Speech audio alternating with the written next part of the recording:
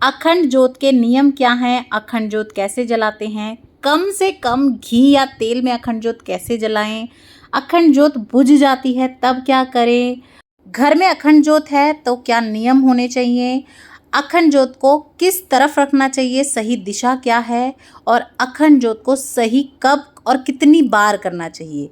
तो आज की इस वीडियो में आपको आपके सभी प्रश्नों के उत्तर मिल जाएंगे। और अगर आपने वीडियो बिना स्किप करे एंड तक देख ली तो आई एम श्योर आपको अखंड ज्योत के बारे में कोई डाउट नहीं रहने वाला है।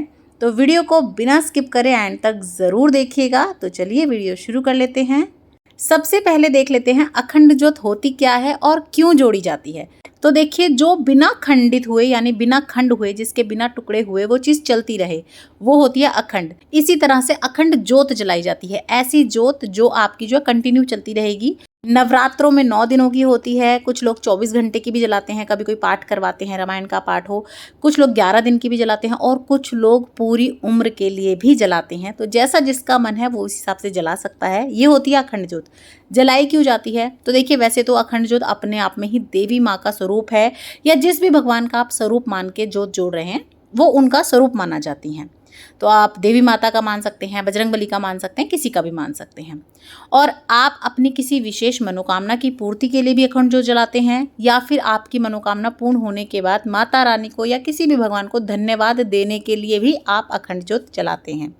अब बात कर लेते हैं अखंड ज्योत जलानी किसकी है, तेल की या घी की। तो देखिए, वैसे तो गाय के शुद्ध देसी घी की ज्योत जलाई जाती है, लेकिन अगर कोई देसी घी अफोर्ड नहीं कर सकता तो इसका मतलब ये नहीं है कि वो ज्योत ही नहीं जला सकता। आप तिल के तेल की जला सकते हैं, नहीं तो आप सरसों के तेल की ज्योत भी जला सकते हैं। बस ध्यान रखना है, या तो आप माता रानी के बिल्कुल सीधा सामने रखें ज्योत को, तो किसी भी चीज़ की जलाएं। लेकिन अगर आप एक तरफ रखते हैं, तो अगर आप तेल की ज्योत जला रहे हैं, चाहे सरसों का तेल हो चाहे तिल के तेल का हो, माता रानी के उल्टे हाथ की तरफ रखना है आपको। और घी है अगर आपका, तो फिर आपको माता रानी के सीधे हाथ की तरफ रखना है। बस इतना सा आपको ध्यान रखना है। जब भी आप अपने घर पे अखंड ज्योत रखें तो आपको कुछ नियमों का पालन करना होता है, क्योंकि जो अखंड ज्योत होती है, जैसा कि मैंने बताया, हमारे भगवान का ही स्वरूप होता है, जैसे और देवी देवता हैं। सबसे पहले जब हम ज्योत जोड़ेंगे तो हो सके तो घर के जो भी बड़े हों उनसे ज्योत जुड़वाइएगा। और आप जिस भी भगवान की ज्योत जोड़ रहे हैं, माता रानी की जोड़ रहे हैं, तो खूब सारा जयकारा लगाकर आप माता रानी की ज्योत जोड़े इस तरह से। उसके बाद आप अपनी ज्योत को प्रणाम करें, उसे इस तरह से चुचकार लें और हाथ जोड़ के मन से प्रार्थना करें कि हे माता रानी, हे भगवान, हमने आपके निमित्त ये अखंड ज्योत जोड़ी है, तो कृपया करके हमारी इस अखंड ज्योत को खंडित होने से बचाएं और अपना जो है आशीर्वाद प्रदान करें, क्योंकि हमारी कोई औकात नहीं है कि हम आपके निमित्त कुछ भी कार्य कर सकें जब तक आप नहीं चाहते। ज्योत जोड़ने के लिए जो दिया है वो आप मिट्टी का भी ले सकते हैं, या फिर इस तरह से धातु का भी ले सकते हैं, चांदी का, पीतल का, तांबे का, कोई भी ले सकते हैं। अच्छे से साफ कर लें उसे, वो खंडित नहीं होना चाहिए अगर मिट्टी का है तो, और किसी धातु का है तो गंदा नहीं होना चाहिए। ये बात आप ध्यान रखिएंगे।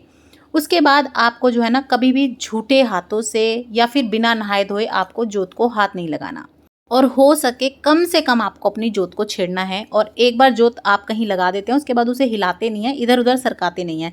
जहां आपने ज्योत जोड़ दी अब वो वहीं रहेगी, आप बिल्कुल भी इधर उधर उसे सरकाएंगे नहीं, हिलाएंगे डुलाएंगे नहीं। तो देखिए, जब भी आप अपनी ज्योत को ठीक करेंगे, तो अगर आप मतलब बाथरूम वगैरह नहीं गए हैं तो आप कुल्ला करके हाथ मुंह धो के उसे ठीक कर सकते हैं, कोई दिक्कत नहीं है। लेकिन अगर आप बाथरूम वगैरह गए हैं तो फिर आपको नहा कर ही अपनी ज्योत को ठीक करना होता है। और अगर आप अपनी ज्योत में घी या तेल जो भी है वो पूरा अच्छे से ऊपर तक भर के रखते हैं और ज्योत बिल्कुल मंदी मंदी जलाते हैं, तो फिर आपको अपनी ज्योत ठीक करने की ज़रूरत ही नहीं पड़ेगी, कम से कम 24 घंटे तक। मैं 18 साल से माता रानी की ज्योत लगा रही हूँ, हर छठे नवरात्रे पे लगाती हूँ और इसी तरह लगाती हूँ। तो देखिए, अगर आप इस तरह से ज्योत लगाएंगे जैसा मैं आपको अब बताने वाली हूँ, तो आपकी ज्योत खंडित होने के चांस भी 99% कम हो जाएंगे। प्लस आपका जो घी या तेल है ना, वो भी किलो भर से भी कम लगता है। तो देखिए, आपको क्या करना है, जो आपकी ज्योत है, जो भी आपका दिया है, उसमें एक तो आपका जो घी तेल कुछ है ना, वो ऊपर तक बिल्कुल ज्योत जहाँ से जल रही है ना वहाँ तक टच करवाइए, इतना भरिए। दूसरा आपको क्या करना है, बत्ती बिल्कुल आपको जो आपकी लौ है ना वो बिल्कुल मंदी रखनी है।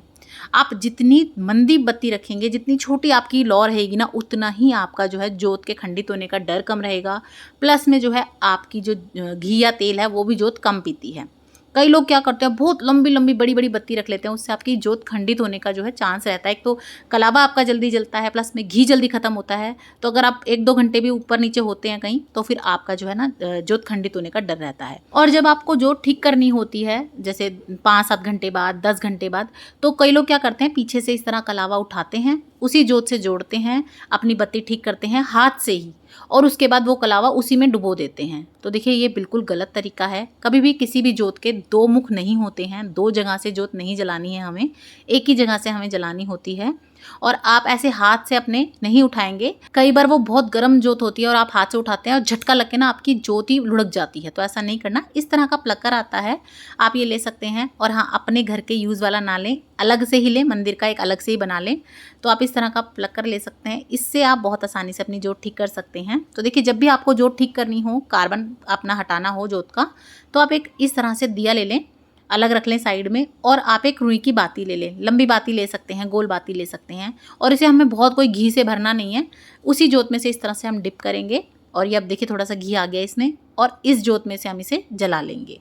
पर ये ध्यान रखिएगा, आपने अलग से जोत जला ली, इसका मतलब ये बिल्कुल नहीं है अब आप अपनी जोत को उठा सकते हैं, कलावा उसमें खींच सकते हैं, बदल सकते हैं, ऐसा बिल्कुल नहीं कर सकते आप। ये सिर्फ आप ना साइड में रखते हैं, ताकि अगर किसी कारण से भूलवश हमारी जो है जोत खंडित हो जाए, तो हमारे पास उसी जोत का अंश है। लेकिन अभी भी आपको अपनी इस जोत का वैसे ही ध्यान रखना है कि ये खंडित नहीं हो। आपको बहुत आराम से धीरे धीरे इसे ठीक करना है। एकदम से आपको बहुत सारा कलावा बाहर की तरफ भी नहीं खींचना, जिससे आपकी जोत एकदम लटक के घी में डूब के जो है खंडित हो जाए, ऐसा भी नहीं करना आपको। बिल्कुल हल्के हल्के हाथ से आप इस तरह से अपनी जोत के कलावे के जो तार है ना, वो खिला लीजिएगा। तो देखिए, आप थोड़ा बहुत ऊपर खींच सकते हैं, और अगर कभी आपकी जैसे जोत बहुत ज़्यादा बाहर निकल गई, जैसे कि आप देख सकते हैं, तो फिर आप इसे वापस इस तरह से अंदर कर सकते हैं, कोई दिक्कत नहीं है इसमें। तो आप इस तरह से बिना जोत को हिलाए इस तरह से बाती को आगे पीछे कर सकते हैं। लेकिन बहुत ज़्यादा आपको ना बाती बाहर निकाल के नहीं रखनी है, क्योंकि जितनी लंबी, जितनी बड़ी आपकी जोत जुड़ेगी, जितनी लंबी लंबी बाती होगी ना, उतनी ही ज़्यादा आपकी जो है जोत खंडित होने का डर रहता है। तो देखिए, हल्के हल्के हाथ से इस तरह से हम तारों को अलग कर लेंगे, और इस तरह से हम इसका जो भी कार्बन होगा वो इस तरह से अलग कर देंगे। और कोशिश यही कीजिएगा कि आपकी जो जोत है ना, वो जुड़ी हुई हो। मतलब ऐसा नहीं हो कि 2-3 तार इधर से लटक के जल रहे हैं, 2-3 इधर से। मतलब आपकी जोत खिली हुई बिल्कुल नहीं होनी चाहिए, उससे भी ना आपकी जोत बहुत बड़ी बड़ी होती है। आपको अपनी जोत को बिल्कुल इस तरह से कार्बन हटाने के बाद इकट्ठा कर देना है, और हो सके उतनी छोटी से छोटी आपको जोत रखनी है।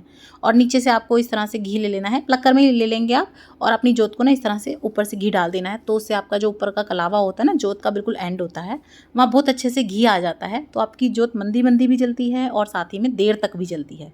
और आपको खेल खेल में पूरे दिन इसी तरह जोत ठीक नहीं करनी है। आप रात को सोने से पहले एक बार कर सकते हैं इस तरह से जोत ठीक, तो आपकी पूरी रात निश्चिंत होके जोत आराम से जलेगी। और अगले दिन जब आप सुबह नहा धो के फिर से पाठ पूजा करने बैठेंगे, तब एक बार फिर से घी बढ़ा दीजिए, फिर से जोत ठीक कर दीजिए।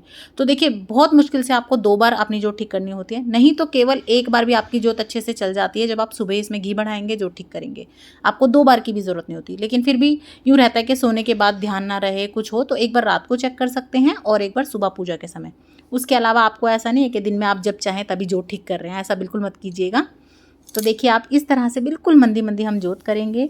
उसके बाद एक बात और ध्यान रखिएगा आप, कि आप अपनी जोत को कभी भी डायरेक्ट नीचे मत रखिएगा। आप अपनी जोत को किसी आसन पे ही रखिएगा। आप आसन पे चावल की ढेरी रख के रख सकते हैं, अष्टदल कमल चावलों का बना सकते हैं, या प्लेट में आप रोली से अष्टदल कमल बना लें, चावल से अष्टदल कमल बना लें, उसके ऊपर अपनी जोत रख सकते हैं। एक सबसे जो महत्वपूर्ण नियम होता है वो ये होता है कि जिस घर में जोत जुड़ती है ना, उस घर में ताला नहीं लगाते। तो अगर आपके घर में बहुत सारे जने हैं, तो आप इस नियम का पालन कर सकते हैं। लेकिन आजकल जैसे हम लोगों का घर परिवार हो गया है, उस हिसाब से क्या है ना, घर में जने होते हैं कम, हस्बैंड भी ऑफिस चले जाते हैं, बच्चे स्कूल चले जाते हैं, और पीछे से मान लो आपको कहीं मार्केट जाना पड़े, किसी काम से जाना पड़े, या फिर आपको बच्चों को स्कूल से ही लेना जाना पड़े, तो फिर आप क्या कर सकते हैं। तो देखिए, हमने यहाँ गणपति भगवान को विराजमान कर रखा है।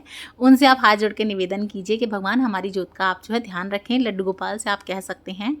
उसके बाद आप 1-2 घंटे के लिए कहीं काम निपटाने के लिए जा सकते हैं, कोई दिक्कत नहीं है, ताला लगा सकते हैं। हाँ, लेकिन लेकिन अगर आप रात को कहीं जा रहे हैं तो आप अखंड ज्योत मत रखिएगा, क्योंकि अखंड ज्योत जिस घर में जलती है रात को आपको उसके पास ही रहना है, उधर ही सोना है। ज़्यादा देर के लिए आप अखंड ज्योत को नहीं छोड़ते हैं। और अखंड ज्योत को कभी भी आपको खुद से नहीं बुझाना होता, खुद से समाप्त नहीं करना होता। आपने मान लीजिए 9 दिन की अखंड ज्योत जलाई है, उसके बाद भी वो जल रही है तो जलने दीजिए, उसे आपको खुद नहीं खंडित करना है। आप उसमें घी तेल बढ़ाना बंद कर सकते हैं, वो जब तक जले अपने आप जल सकती है, कोई दिक्कत नहीं है, पर खुद आपको उसे समाप्त नहीं करना, संपूर्ण नहीं करना है।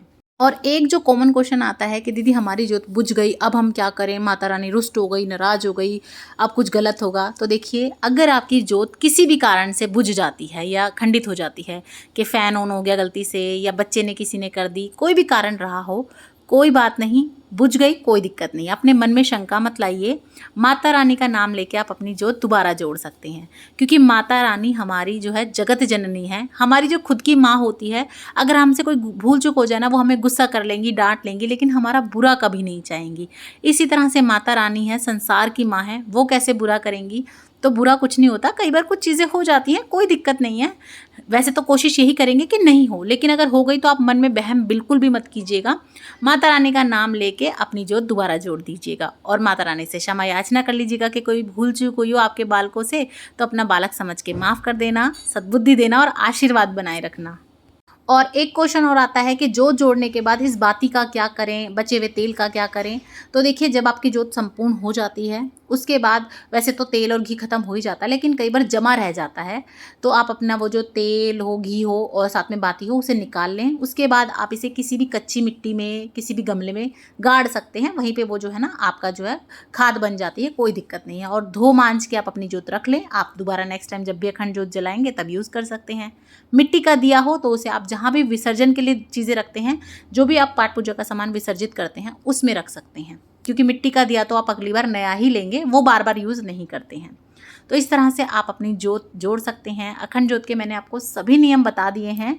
और फिर भी अगर आपसे अखंड जोत नहीं निभती है और आपका मन है कि मैं अखंड जोत रखूं, मेरा मन है मैं माता रानी के आगे अखंड जोत लगाऊं अपनी मनोकामना के लिए या माता रानी को धन्यवाद देने के लिए, और नहीं घर पे रख पाती हूँ, नहीं मेरे से नियम जो है पूरे होंगे, तो कोई बात नहीं, आप किसी मंदिर में जाके माता रानी के आगे या भगवान के निमित्त जोत जला सकते हैं, अखंड जोत जला सकते हैं।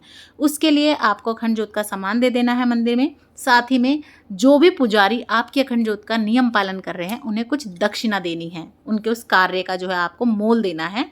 तो इस तरह से आप बाहर भी अपनी अखंड जोत जला सकते हैं। आई होप मैंने आपके सभी डाउट क्लियर कर दिए होंगे अखंड जोत से रिलेटेड। फिर भी अगर आपको कोई डाउट है, कोई भी आपको क्वेश्चन है, तो आप मुझे कमेंट करके पूछ लीजिएगा। मैं आपके सभी सवालों के जवाब समय रहते देने की पूरी कोशिश करूँगी। वीडियो अच्छी लगी हो, थोड़ी भी यूज़फुल लगी हो, तो ज़्यादा से ज़्यादा शेयर कर दीजिएगा अपने फ्रेंड्स एंड फैमिली के साथ। और इसी तरह की और वीडियोस देखने के लिए चैनल पर बने रहिएगा। सब्सक्राइब नहीं किया है तो प्लीज़ सब्सक्राइब कर लीजिए। लाइक शेयर करना बिल्कुल ना भूलिएगा। देखने के लिए बहुत बहुत धन्यवाद। जय माता दी। राधे राधे।